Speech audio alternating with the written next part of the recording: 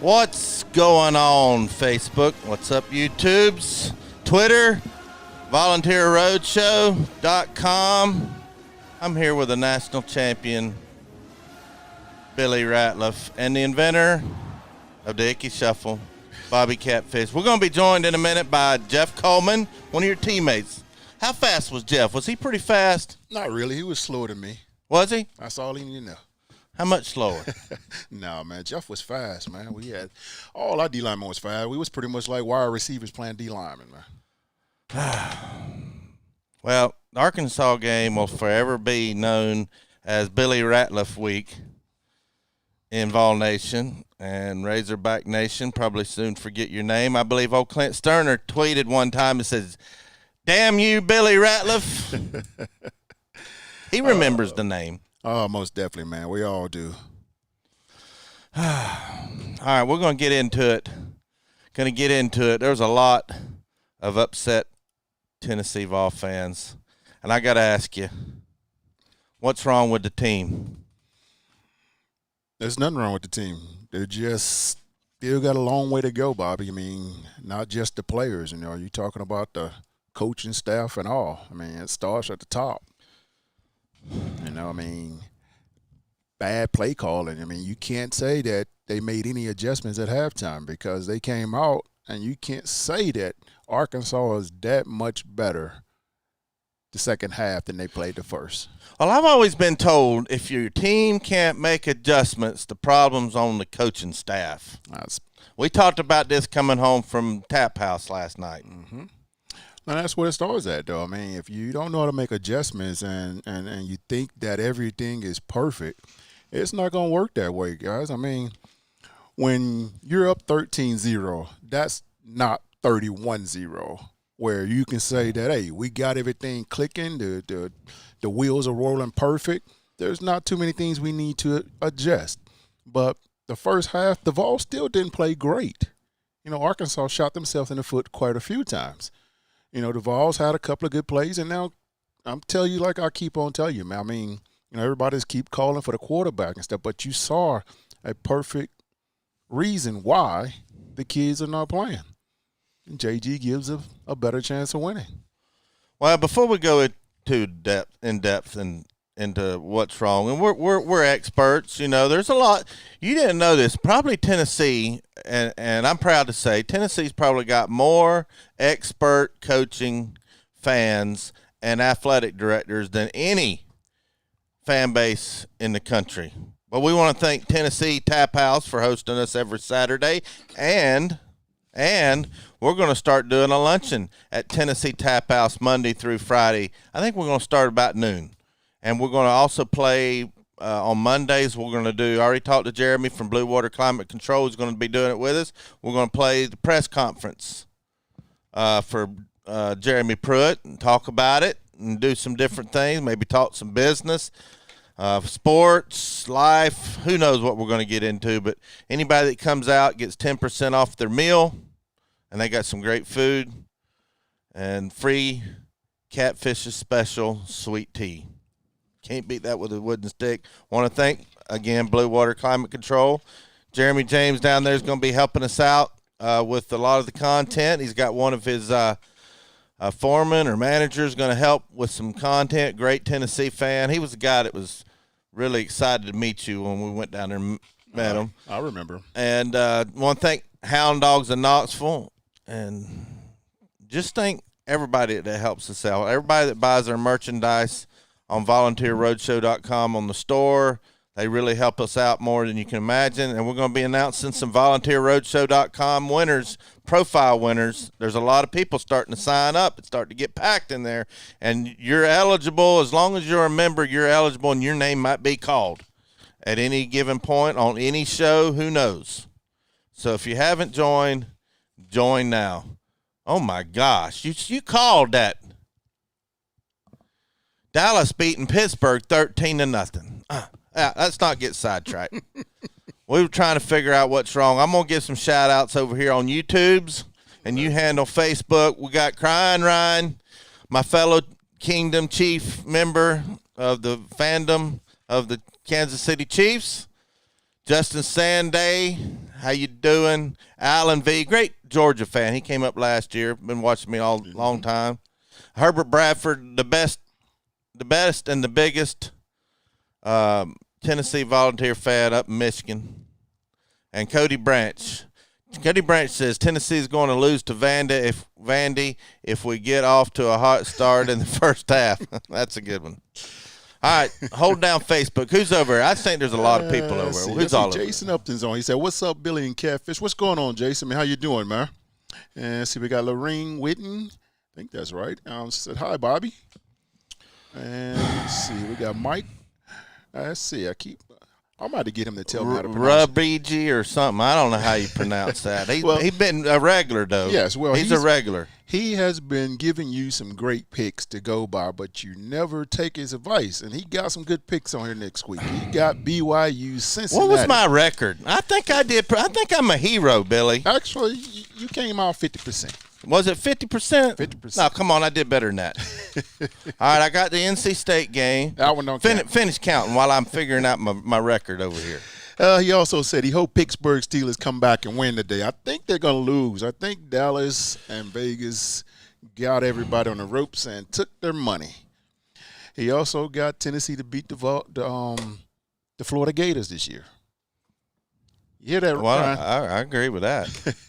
I mean, you have to be an idiot not to agree with that. Oh, man. Jason said, "Let's go, Cowboys." Hey, I'm not a fan, but I think they're going to pull it out. I think that's just too much talent on one team for them not to be winning ball games. Let's see. Jason, I say, "Hi, you guys," and that's the last one on here.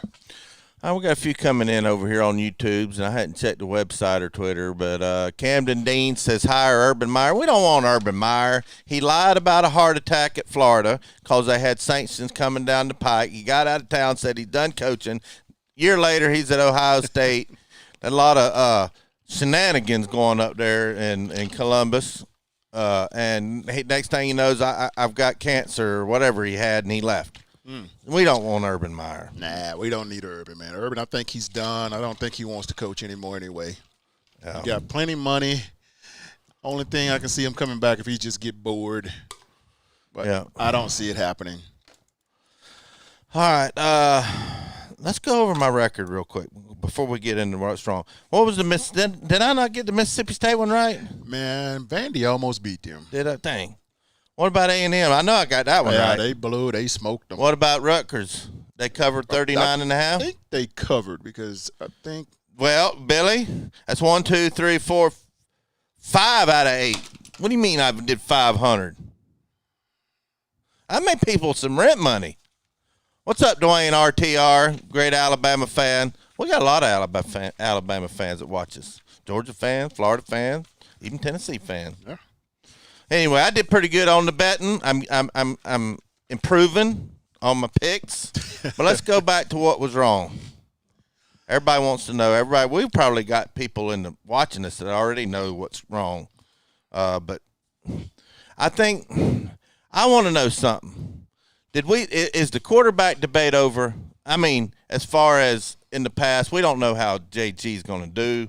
If his health, he had a concussion or something, but I think we saw why JG was starting.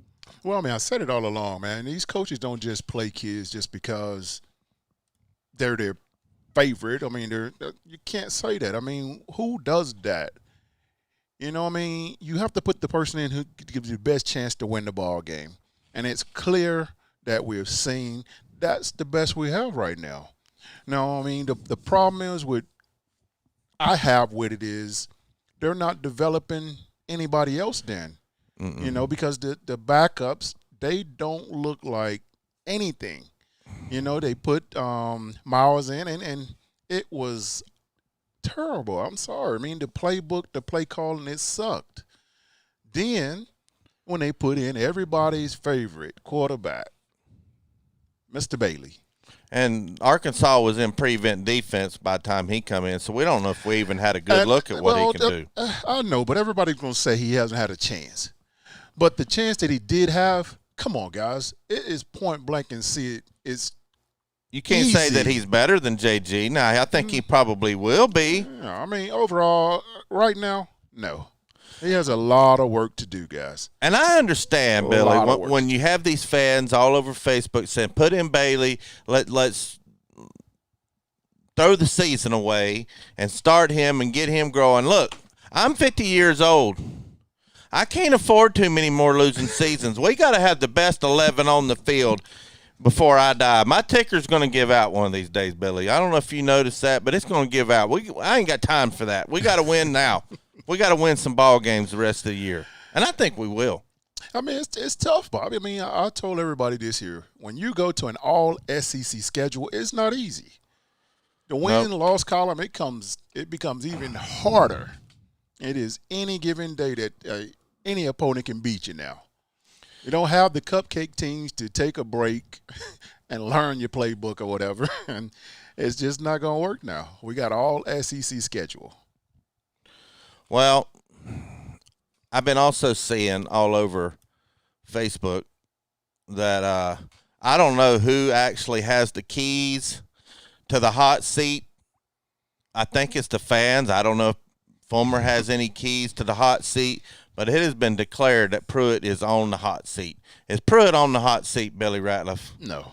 I don't think he is either. That is so overrated right now, guys. I mean, it's easy to say he's on the hot seat because we're losing. Yeah. And, yes, I understand the frustration or whatever, but come on, guys. If we get another coach right now, that puts us way behind, even further than what I said it was going to be when they got rid of Coach Fulmer. Mm-hmm. Because, yes, you guys want to go get the best coach right now that's winning right now. But when he comes in here and do the same thing, what's going to happen then? It's not that simple, guys. You know, yes, Hugh Freeze went over to Liberty, and he put in a great recipe that it works. But it doesn't work everywhere. You know, I mean, I'm quite sure Liberty has some great players, and that's why he took that job. He knew he can use what they have right then to win right away. That's not going to work here at Tennessee. That wouldn't have worked if he would have came here right away. It still takes developmental things to get these kids there. But the problem is, it's not Pruitt. It's the rest of them. Well, we've got the best fans in the country, and we've got the worst fans in the country. And I admit it, I'm just as impatient as everybody else. I have to live through all this Tennessee football because that's what Billy and I do for a living, and it hurts. I know it hurts Billy. It hurts me. But we can't just keep firing coaches every 3 or 4 years every time something goes wrong. We ain't ever going to be able to hire anybody if we fire them after 3 years. Now, Butch Jones needed to be fired, I think. But a lot of people said, we need to hire Butch Jones back. I'm like, I don't know about that. If we hire Butch Jones back, I promise you, I would never watch another Tennessee game. Don't get me started. And besides that, I think he's got a buyout about $50 million or something. I don't know. It's a lot. Let's see. Anybody else over there on Facebook? We got VFL Jeff Coleman going to join us any minute. And I know he has something to say. He was going to be on when we started, but he was running a little late. So Billy may have to do some talking while I do some cropping and sizing of his video here in a minute, but he's going to log on here in a minute. But that's Billy's teammate. Billy already said he was faster than Jeff Coleman. What class was he in? Was he in 94? Yes. Yeah, he came in with Peyton. Yeah, good guy. Talked to him a lot. But Big Man Racing, then over here, Killer Mime. He said he traded Stetson for JG. He's a Georgia fan. Who's Stetson? The quarterback of Georgia. Uncle Lou's in over here on YouTube's. What's going on Facebook? Let's see. Touchdown Pittsburgh Steelers. And they got Keith Vaughn. He said, explain Sam Pittman's success with lesser talent. Explain it. We talked about this last night. Go ahead.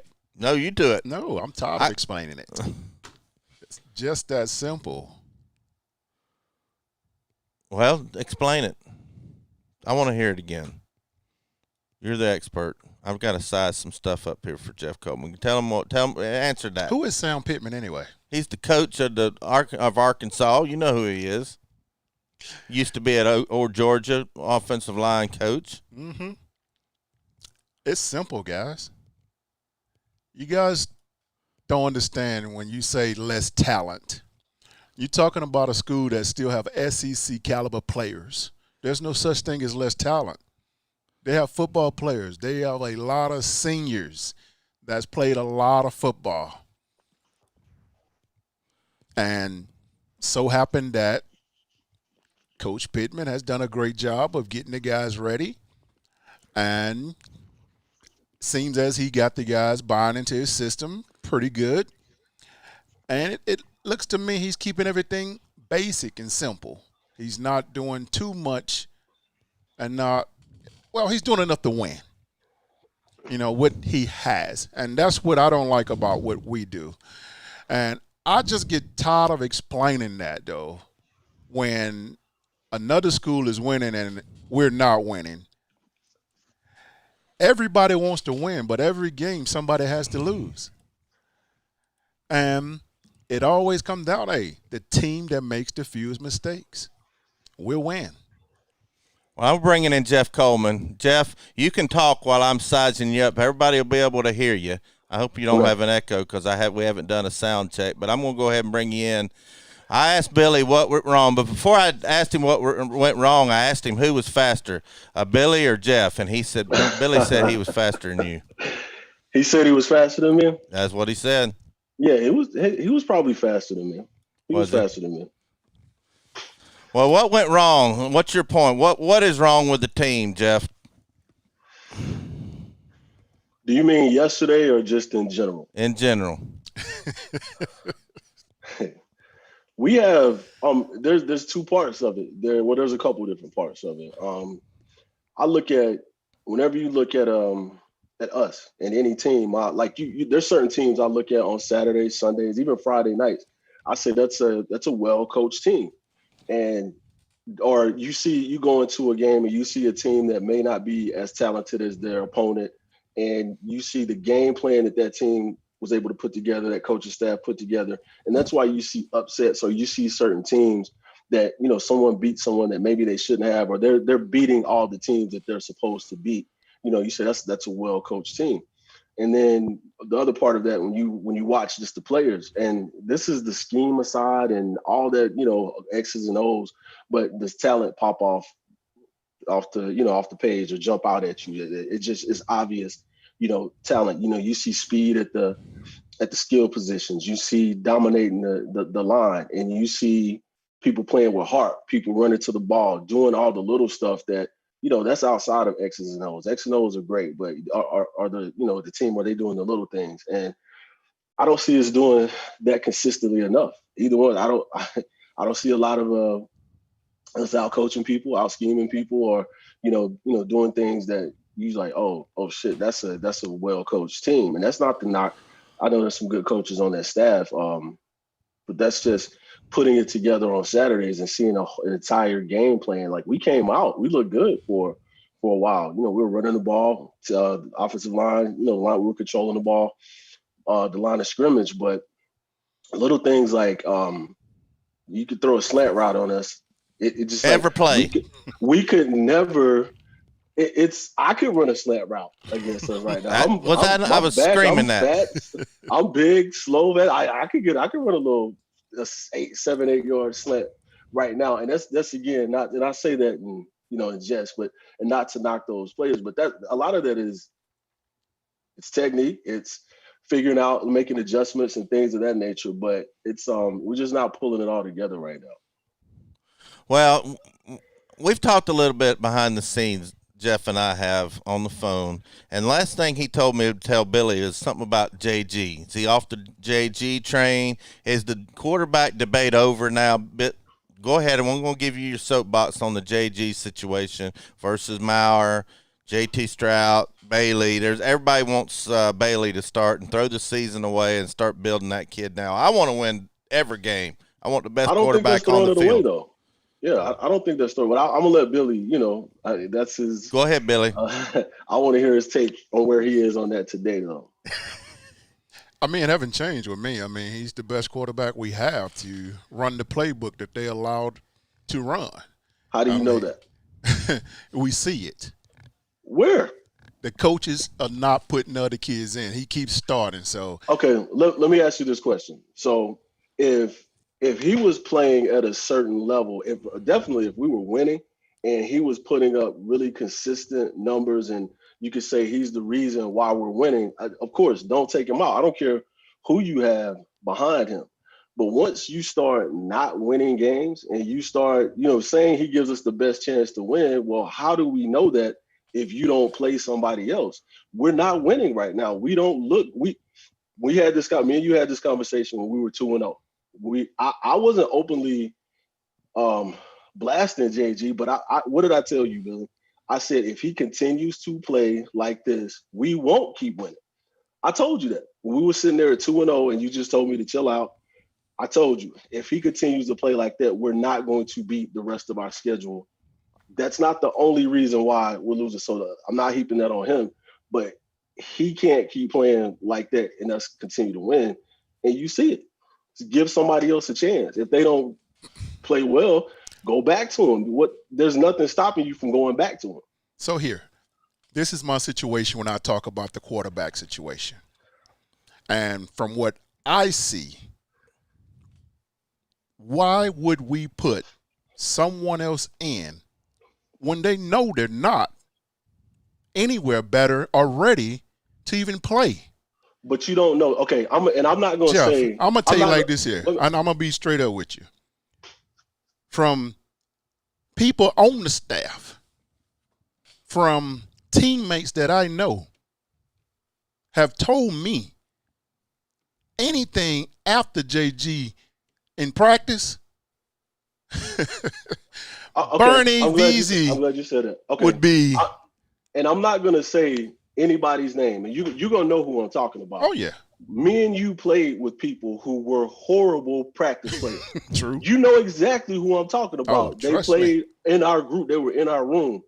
If you watched them practice, you would ask the question, why are you not why are you starting him, but why are you putting them on the field? But once they got out there on Saturdays, some people are practice players, some people are game players, some people can do both. Some people are just gamers. But you saw it yourself. There were people like you, if you went by his practice or their practice, you wouldn't put him out there on the field, but put him out there on Saturdays, he's a baller. Some people perform better under the lights. And again, it's not that JG is having such a dominant performance to where I'm not going to, and especially my chair getting hot, my seat, my job's on the line. I'm going to exhaust every effort to try to get something started. I don't care whose third cousin, whatever, said that there's no good, that they're not good at that position. Put them out there and find out. And if they don't work, go back to JG. He's going to be here next year starting again anyway, so what difference does it make? Try somebody else. So this is my thing. So from what we have saw now from the backup quarterbacks, and I know the playbook has been very small, limited to what they can do, and we're behind the 8 ball already. There's not one thing that those backup quarterbacks showed me that they would give us a better chance to win. When have you seen them? When have you seen enough of a sampling size to make that determination? So how much you need to see? You need to see 3 picks or 4 picks? I need to see them play a whole game.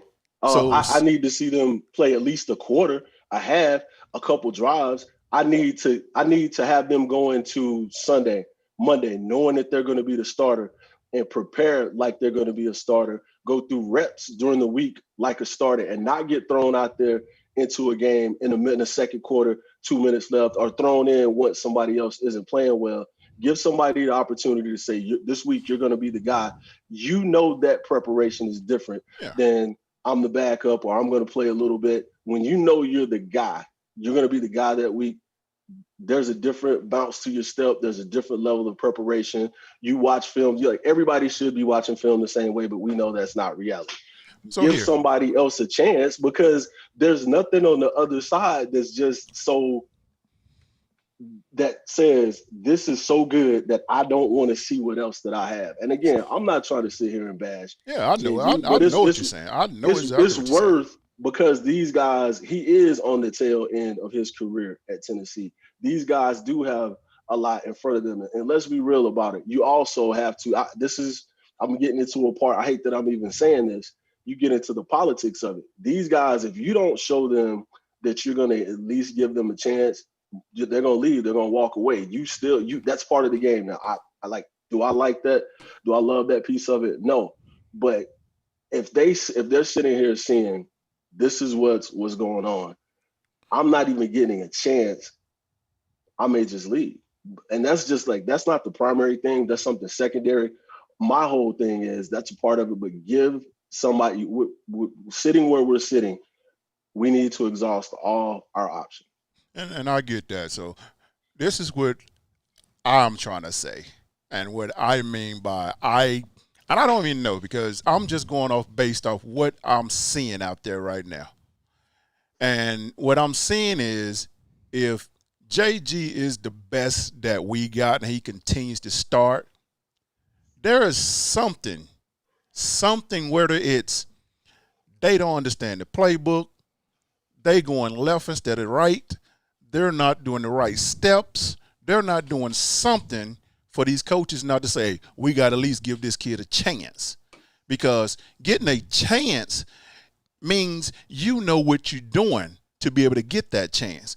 And if you don't understand how to do that, you can't put that kid in there in that situation. You know what? I agree with you on that. And, the most classic example of that is Peyton and Brandon Stewart. If you watched us in practice, you would say, we were there. I was there. I watched him. We thought Brandon was going to get his shot before Peyton did. Mm-hmm.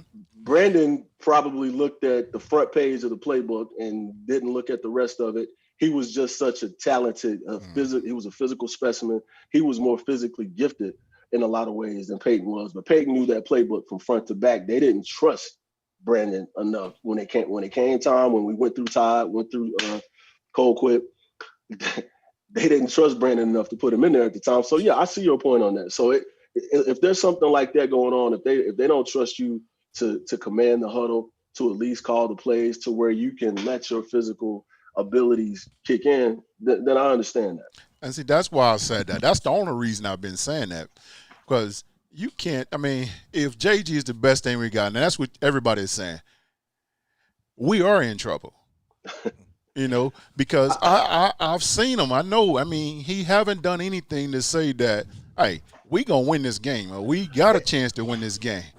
And I don't want to turn this into an old head griping about a younger current player session on my part. I don't want to bash JG, but we need to do more to help whoever's at quarterback.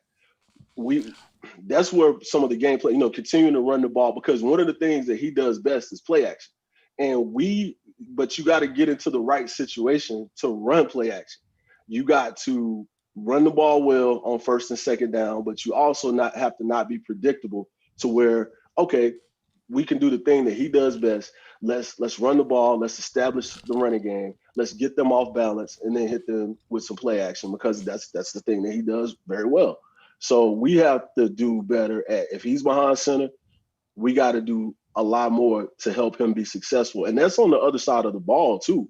Get some takeaways, get a short field, not have to make him drive, or our offense drive 80 yards every time, because we know the percentages on that, it's not very good. So, and get off the field and get the ball back to our offense. So there's a lot that goes into that, with JG and whoever's at quarterback, to make them be a little bit more successful. Well, Jeff, one morning, I was about a week ago, I smelled some food cooking down early in the morning. It's Billy down there cooking. I walked down there about half asleep, and he asked me, what's going on? I said, I'm tired. I was up all night watching game film, because I was going to come out and say why we need to start another quarterback besides JG. And I said, I'm going to tell you something. Our wide receivers crew is nothing compared to what it was last year. It just didn't seem like they could make the moves. Now, when they got open, I thought JG could hit them. I really did. And but I think the wide receiver crew isn't what it was like. We had some dogs at wide receiver last year. And that's why I say you have to do, because one complaint you hear often about JG is that he holds the ball too long. Well, if nobody's open, you're going to hold the ball a little bit longer. But could he throw it away, slide, take off running, or some of those other things? But it's all interconnected. It's all playing in together. So that's a great point. What I mean about everybody helping to make that quarterback's job a little bit easier, because that's what's driving the team. Now, we were driving home last night from the tap house after the game, and I said, Billy, what's the biggest glaring problem? And he said, defensive tackle, defensive line. What? Tell him what you told me last night. I mean, it's simple. If we don't get any push up the field, our DNs don't matter, because I see DNs are getting there now. I'm telling you, those DNs are getting there. Yeah. And it makes them look bad, because it almost looks like they're not keeping containment. But when you don't have any defense, DTs pushing that pocket, it won't work. It gives the quarterback a chance to stack it in the pocket and find that slant or that 20-yard hit, whatever. I mean, it's not that easy when you don't have a push up front. LBs, I don't care what linebackers you got. I don't care what DBs you got. If you don't have no push up front, we're in trouble. That's on O-line and D-line. And that's the same with the running game too. You hit on it. Like, there were a couple plays, especially in that third quarter when when it started to turn, they were just a straight dive, or just, I hadn't seen it. Like, it's an old school dive play. Like, it wasn't a run pass option. It wasn't an RP. It wasn't any of that. It was just, he turned around, handed it off, and the guy took off, for 20, 30 yards. And that is a consistent thing. That's where you stop it from inside, and because we do have some athletes, make them run side to side, and we can, let some of the athletic ability kick in. But you're right, having that pressure up the middle and being able to stop the run up the middle is something that, that is a glaring, to say weakness right now, but we can definitely get better at that. Well, we got about 25 more minutes, and I wanted to catch up with you. A lot of people are calling for Pruitt get fired. That's the dumbest thing I ever heard. But just your opinion, is Pruitt on the hot seat at all? I don't even know who carries the keys to this hot seat. Who's got the code to turn the hot seat on? I guess Fulmer does. But if you had the codes, would you put Pruitt on the hot seat? Yes or no? Hot seat? Well, that's two separate. Do I think he should be fired? No, not yet. I don't think we're there. But yeah, hell yeah, his seat should be hot. If you don't get it done, your seat should be hot. I think one mistake that we made this year, I think we gave him an extension too early. I think, not that he went out and like, I think I'm safe. I'm a coach less harder or more less effective than I would have. But I think he needed to earn that. I think we needed to wait to see what this season looks like or looked like before we gave him that extension. But absolutely, his seat should be hot, because we need to be better. And whether, like, some head coaches get too, like, it's the same old thing. You get too much credit for wins sometimes, and you get all the blame for when they lose. And I think it should be in his lap right now. But yeah, he should be hot, but he still needs to turn this season around. Before we get into what's next, I want to hear your opinion, Jeff. You were there with the Chief.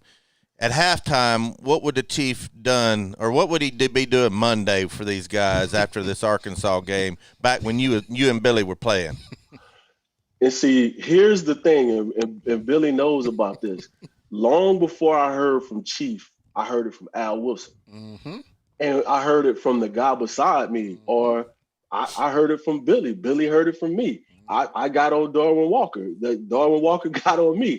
I'm kicking Sean in his ass. Sean's like, JC, what's wrong with you? You have to do that first. By the time the coach comes in, Chief had to come in. He had words, but his Chief was more scheme and X's and O's and doing better. So the other part about some of the effort and not playing well and not doing some of the other things, that's, you have to police that as players, as in the locker room and as a team. But Chief, whenever we had games, and I distinctly remember, like, after we played Florida, that was always a tough Monday. After we played UAB, we beat them, but when, that wide gap split that they gave us hell with was something that we saw it in practice, but until you actually get in the game, he let us hear about that. And it's one of those things, Chief's a guy you don't want to upset, but he doesn't linger on stuff though. He says what he needs to say. then we're on to the next thing, and it's about getting it right. But you got to police that in the locker room first. Well, I've heard that from more than one person. All right, what's next? We'll start with we'll go in the immediate. What's next? Texas A&M. What needs to change? Tell me what's going on. What's kind of give a preview of this Texas A&M game, and because they play good. They started out kind of slow, but they're starting to play some good ball. Let's talk about Texas A&M. When you're in the position that we're in right now, it's more about us than what our opponent is. We have stuff that we need to fix because, if we play the things that we're doing poorly or the things that the effort or whatever things that we're not doing right now, I really don't care who we play against. We're not good enough to beat people and not give our best effort and not play your right technique and to not have a good game plan and to not have the right calls or to see that you're running the ball, stick with it and keep doing it. We're not good enough to not do those things well and beat anybody. So we have to internally fix the things we need to fix to have any kind of chance at beating a team like Texas A&M. Texas A&M has a lot of talent. They're well coached. They have, you can see them. You know what Texas A&M is. You know they have an identity on defense. They have an identity on offense. You know what you're going to get from them. With them every week, it's about whether they execute, whether they turn the ball over.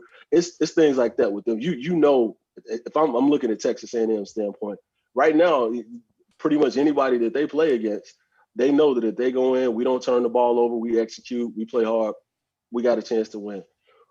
We're not there right now. So we need to fix all those things internally, get us an identity. Starts up front on both sides, being able to run the ball, stop the run, get pressure, and just have a better game plan and scheme. And the game plan isn't just I have these plays drawn up, but when somebody hits you in the mouth or your plan isn't working, I have a backup. I can adjust during the game, and I can figure something out to make this work. So most of where we are right now is fixing us before we can, really talk about other teams. And I'm gonna ask Billy and you this, Jeff. How do you, as a defense, get ready and prepare for a quarterback like Coleman? He's a good quarterback. He can run and he can throw. It's again. So with somebody like him, pressure Worm hit it like I hate to keep going back to that one point, but both of the things that he does well, being able to run and being able to throw, we're getting pressure on the outside. From on the edges.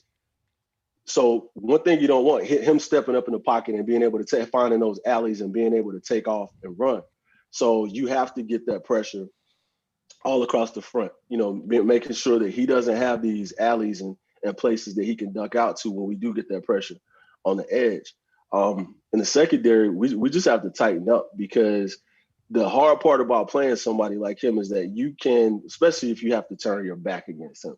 Depends on what type of coverage that we run. If we're running with somebody, man coverage down the field, and you turn your back, then he's dangerous, can take off running. So we really have to be disciplined, play your keys, and not try to. It's a cliche as hell, not like doing too much, because somebody like him can hurt you if you're not playing your responsibility and doing what you're supposed to do. He's a hell of an athlete. He's a hell of a quarterback, and he's gonna give us fits if we don't do those things as far as getting pressure, getting up the middle, and he's too good for us not to play our best to have a chance. Now, Billy, when you played, wasn't as many dual threat quarterbacks, but who was the closest thing to a dual threat quarterback that you played on defense? Dual threat, we didn't really have that many. Yeah, there wasn't that many back then. Donovan McNabb, man, we had Damon Craig, Donovan McNabb. Yeah. Donovan McNabb, we sacked him 9-10 times, but we missed probably 15, 20. So, yeah, so we had, I think about Craig. I think about McNabb. Yeah, Craig, Mississippi State's quarterback, the 98 year, he was a good quarterback. He was dual threat. And I'm sorry, I can't remember the brother's name right now, but he was a pretty good dual threat quarterback. That's pretty much it, though, man. We didn't really. That wasn't like a thing back then. Yeah, it was mostly drop back, traditional, quarterbacks. We didn't play a lot of dual threats. Most of those systems, we didn't have a lot of guys trying to take off running like that. We got a question from one of the viewers over here on YouTube before we go on. From Will Kellogg, said, "This is for Billy, who would know more than any of us. Is there something going on from the inside between the coaches? It looks like something between Pruitt and the staff. They aren't getting better." I mean, I don't know. I mean, I haven't seen that, haven't heard that. But, I mean, you never know. I mean, some of these coaches may be getting tired of how Pruitt coach or something. I mean, you don't know. I can't answer that question until I find out myself. But, I mean, I don't do he say, she say, things like that. If I don't hear it myself or see it myself, I don't talk about it. Yeah. All right, let's go on. What do we do for the rest of the season? We kind of talked about it already. I mean, do we need to put in a freshman quarterback and build on it, or if we're set on JG coming back? I'll go to you first, Jeff. What do we do for the rest of the season? What does the rest of the season look like? We got Vanderbilt left. We got Texas A&M. We got who else? We got Florida. Who else? A&M, Vandy. Hang on. Yeah, Missouri. Auburn. Yes. Auburn. Yes. Can we win another game, Jeff? All right, so yeah, we can win another game. But you said something before we started rattling off the schedule about people, and this is back to Pruitt in this hot seat. Everybody, all of the coaches and all the players should be scared for their jobs right now. Creating competition, just that's the thing about the quarterback, putting somebody else in there, but that should be for all positions. I forgot who we were playing one week at practice, and I was having a shitty practice that day. And my hand was hurt. I broke my hand, had a cast on it for Foreman didn't care. He walked over there. He said, "You all right, son?" I was like, "Yeah, I'm okay." He's like, "You're not having a good practice." I was like, "No, nah, He said, "Look over there." And, sitting over there was, hell, every defense, like the whole defensive line and anybody else that could take your job. He's like, "Son, you got to play better, or I got a bunch of you sitting over there." Mm-hmm. And that's just, he didn't mean, like, I didn't take that the wrong way. And I understood what he was trying to say. It's just that there's too many of us. There's too much competition for you not to be playing at a high level. You got to get it together. So, and that should be everybody that's out. There's very few people. I don't think we have hardly any of those right now. We have a couple guys that are like unquestioned starters, but everybody else, it should be, if you're not playing well, you should be scared for your job, and you should create that kind of competition where everybody needs to get better. Yeah. I agree with you right there, JC, because that's just something that we didn't have that issue with, because we knew if we messed up and we got demoted, we wasn't getting that position back until you get demoted. And that's just what Tennessee don't have right now. They don't have that many quality players that they can just say, "Hey, next man in line takes over.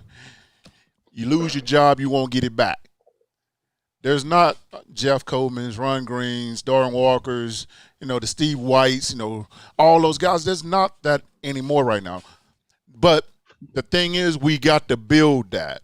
And that's what it takes to get back to that situation. That's what I was telling Catfish here about the situation. When you get to the point where Pruitt's, his first recruiting class becomes seniors, and then you don't see any improvement from those seniors and the play below those guys now, because by the time those guys become seniors, these guys behind them should be mimicking them, looking identical to them, or they playing just like them or better than them. Right. And that's what it takes. No, because that's what our strength was in the 90s. From my time as a freshman, there was always a handoff of, this is a senior, these juniors are getting ready to take over, but we're training these sophomores and these freshmen to be able to take over. And by the time, there was always like a pipeline going on. So, and you're right, that's a great point about Pruitt's senior class. And that's one thing we got on Butch Jones about. We didn't see, you didn't see any 3 stars become 4 or 5 stars. You didn't see many. You saw a couple, DB and a couple other players, but you saw 4 or 5 star guys playing like 2, 3 star guys. And we just didn't have that progression of people getting better over their 4 years. And, it showed, and that's what ultimately I think cost him his job. And I think that's the thing that's going to really be a telling point for Pruitt And I think that's absolutely the thing to look at. What are his first class? What are those seniors playing like? And because the seniors and the upperclassmen have to be good for those freshmen and sophomores to respect them and to learn from them. And what are they learning from them if they're not playing that great? What are they actually learning from them? So it has to be a situation where these guys the coaches have to develop them, the guys have to go out there and do it, and you have to pass this down and pass it along to the guys coming behind you. Well, Emo said on the show last year, there's no better motivator than that bench. Hey, that's There's true. nothing. There is no better motivator than that bench. Nothing. Absolutely. Nobody wants to see that. Yeah. Yep. Well, let's go on. Go ahead. Oh, I'm sorry. And like that comment I made about Coach earlier, he, like Billy said, he didn't need to tell me that because we knew what it was, but he was pushing my buttons, and he knew that he needed, to get at me, and just to not get complacent and not get comfortable. Mm-hmm. All right. How does this season affecting our recruiting? Billy, you go first. Well, I mean, it can go either way, man, because, being that we're not doing as well, I mean, they can use that as a tool to recruit, saying, like, for instance, the quarterback situation right now. I don't know if there is a big-time quarterback would want to come here because they don't see us throwing touchdowns or scoring a lot of points and things like that, and that stuff there motivates kids. I don't see – our defensive players are not getting sacks. We don't see DBs getting picks and stuff, and that works out. And then they also can work into our advantage by saying, hey, you can be our starter. You know what I'm saying? You see what these guys are doing right now. We need you right now to play right now. And what would you look like in this orange jersey starting on game day today? Yeah. Worm, that second scenario you gave to where you can be the guy that does it, that worked with our era of people. And later on, right now, these kids are, and again, I hate to be that old grumpy dude. I try to stay away from that. But a lot of them are, they're caught in the moment of what's happening right now. And like, I'll give you a real live example. There's a kid, he's a hoss, the defensive tackle from my high school, not just my high school. He's from my neighborhood. Me and him grew up in the same neighborhood. One of the top defensive tackles in the country. His last two was Georgia and Tennessee. And I knew after that game, because he was supposed to commit a while ago, but I knew after that game, I said, we're toast. I talked to him. I saw him. We were talking a couple of weeks ago. He was really high on us. He really liked Tennessee. But the way that game played out, I knew as a kid coming out, you're looking at it looks like just two different programs heading in two different directions, or they're in a different place right now. And some people don't want to be a part of a rebuilding project or a reclamation project. They want to move into a house that's a turnkey house, and we're still doing renovations to ours. So how it affects most of these recruits, you're still going to have a couple of them that they see, like Billy said, they see an opportunity where they're not getting pressure. I can go be that guy to get pressure. But a lot of them want to go play with. I want to play with three other horses up front that we're gonna pressure together. So they don't, and they say, we may not have whatever it is right now. So I'm gonna go somewhere else. So I think overall, I think it's gonna hurt us a little bit. Like I said, we're still gonna get some kids that see it as an opportunity, but I do think it's having a little bit of a negative impact. Some of the kids we already have in the fold, I don't think we're gonna lose too many of them. But some of the other kids we could have grabbed, I think we're going to miss out on those. Well, I think social media has affected recruiting a lot since when you were there. There was no such thing as Facebook, Twitter, and all these Fortunately, things. What was your recruiting process like? What made you pick Tennessee? Real quick. And see, that's for me. I didn't ask who else was signing there, who else they had. I knew who they had it because I watched. I didn't care about any of that. I didn't. You were 94, right? You came in with Peyton? Yeah. So I didn't look to see number one recruiting class in the country that year too. So last time we had the number one recruiting class in the country. So I didn't care where the other top linebackers were going. I didn't care who else was there. I was okay with coming in. I'm gonna do my best. If I have to sit behind somebody, great, learn, and just progress that way. I didn't really care. I felt Tennessee just felt like home for me. The coaches felt like somebody that I felt like had my best interest. There were some other classmates that I had that I knew we connected, and it just was the place for me. I didn't look to see, well, can I play early? They don't have enough play. I didn't look at all that. I didn't care about all that. Well, Billy says the '95 class was the best class. Everybody says, I'm gonna tell you the truth though. He told Dwayne Goodrich that when he started yapping about '97. I'm gonna be completely honest with you, and it's like, even though we had the last, I'm gonna say it again, the last time we had the number 1 recruiting class, that 97. If you look at it, that 97 class, I'm gonna be completely honest with you. That 97 group is probably the best recruiting class we have. I'm not gonna argue against that. It's hard to really make a great case to say that they're not. I'll give it to him. Billy? What? He's saying 97. He said Dwayne was right, and you say 95. It's 97, man. I mean, everybody's biased to their class, but not 97. But you gave a good reason, though, Billy. What was the reason? Go ahead. I'm listening. I done forgot. Yeah, because I was on it. Hey, but see, I'm not gonna tell you your class is better than mine. So we had Peyton. That's always out. Hey, we had Peyton. But Billy had Al Wilson, Antron, Dominique. Who all was in your class? No, Dominique was 97. 97. Oh, Dominique was in 97. Yeah. Look, Leonard Little. No. Leonard. Billy says he's claiming Leonard. No, he wasn't. 95. Hey, they gave it to me. Hey, put him on ours. No, he wasn't. Go look at the yearbook. But here's the thing, though. Listen to what we're arguing about, though. 94, 5, 6, and 7, all beast class. Like, whoever is the It wasn't best, close.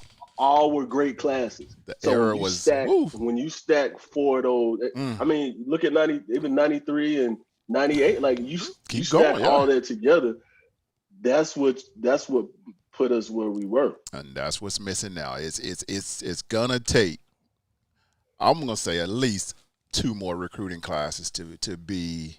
I think we'll start seeing a little bit of improvement next year, but I still think we need 2 more. But Worm, how long have we been saying that though? No, man, I'm just saying, like for instance, here. I mean, honestly, how long have we been saying that? But this is what we're missing too, though. Let me go into what I've been saying that we're missing right now, based on what's going on with this team right now. They're going to have to get a proven D-line coach. They're going to have to get a O-line coach. You just hit on it. They're going to have to get. I'm almost going. I'm sorry. I can't take this offense anymore. We need fresh breath to make these kids want to play. If you're not scoring points, trust me, these offensive players not coming. So, a couple things. I didn't want to jump in because the person didn't ask me that question about the coaching staff, but you just hit on something else again. Look at some of our coaches we've had leave for lateral jobs or just to leave, like Rock. Some of these other guys that just when you and I'm not like, I don't know. No one has told me Pruitt did this. I don't have any proof, but I'm good at looking at reading the tea leaves about certain things. There's certain indicators when you see things happen and they don't make sense. They usually add up to something. Why would somebody go to South Carolina for a lateral move at the same position like that you're coaching? You're not going to something, you're leaving something. Mm-hmm. So that's the way you look. Did he say anything? No, he's not supposed to. But we're all smart people. You look at that. Why would someone do that? Why are certain like the innovative piece of that? Like you're right. If you're not putting up points, if you're not doing certain things, kids don't want to come and play. And like these quick turnaround. Like the thing about me with turnaround, like you look at, there's certain coaches that go places and it's like immediately turn around. Hugh Freeze is at Liberty. Mm-hmm. He's 7-0, just beat Virginia Tech at Liberty. My sleeper team. Hugh Freeze is a great coach. Mm-hmm. So he's not saying I need 4 years to do whatever. It's like, I'm gonna patch this together. We're gonna get these other people here, but while we're building this thing, we're flying it. We're building a plane while we're flying it. We're not just gonna sit there and try to put everything together and then fly the plane. We're gonna fly this thing and we're putting it together at the same time. And that's what some people can do that. You're right. Well, I think we're going to start wrapping it up. And just so you know, Jeff, we had Philip Fulmer on last year, and he said his favorite class was the 94 class. He know. Okay, so yeah, he knows that's what really started. So I'm gonna tell you what. So 95. He said it was the foundation. The way he got 95, 96, 97, we helped recruit 95, 96, and 97. So that was a turning point. We were well equipped by 92, 93, like those other guys. Really did a good job of instilling us what Tennessee football was, what we needed to do. They showed us that they gave us the blueprint, and we went out and did it. Facts. We're gonna start getting on out of here. We got a super chat over here from Bluegrass. Says, "Why are all you Tennessee fans talking coaching change? You can't afford to pay any more Alabama quality control assistants." David Newcomb's in over here. Sid Iris, all you guys over there. I don't see about Facebook, but Jeff, we got a lot of plans that we've been working on getting the show with you and doing some things here in the future. As soon as you get your house done, quality control, you're gonna be a permanent part of the Volunteer Roadshow. Man, I appreciate y'all adopting me, giving me, a platform to run my mouth and, give my whatever opinions. So I appreciate you guys for always having me on, and I look forward to. I'm almost done. I was just down there a little bit earlier, so when I can fully focus on this, I really want to bring some good content, some good discussion to your platform. So appreciate you guys always having me on. All right, well, we got more important issues coming up next. Landon and Caleb. Caleb Mimes over here. He's a Georgia fan, and he's in our Volunteer Roadshow Fan Hall of Fame. First class inducted yesterday. Go ahead, Jeff. One thing before I go.